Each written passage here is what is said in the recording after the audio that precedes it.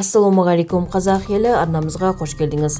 Таразда автобус жүргізушісі жолаушыны қағып, үстінен басып өткен. Таразда жол жиегіндегі жолаушы қаза тапты. Автобус жүргізушісі адамды қағып, үстінен жаншып өткен. 47 жастағы азамат сол жерде қаза тапты.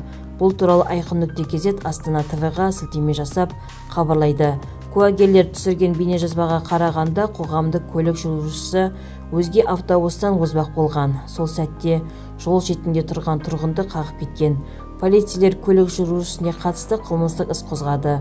Облыстық ПД баспасөз хатшысы Гүлсара Мұхтарқұлова жолаушылар автобусының жаяу жүргіншіні қағып кету дерегі бойынша сотқа дейінгі тергеу басталды. Қазіргі таңда автобус жүргізушісіне қатысты бұлтартпау шарасын таңдау мәселесі шешілуде. Сот сараптамасы тағайындалды деді. Бұған дейін Шымкентте жолаушылар автобусы 5 адамды қағып кеткен туралы жазған болатынбыз. Толығырақ төмендегі сайтымыздан көре аласыздар. Егер біздің видео ұнаса, подписаться және бір ғана лайк күймесін бас күтулеріңізді сұраймыз. Лайк басқан қолдарыңыз қабатулы қабырғасын ұстауды нәсіп етсін.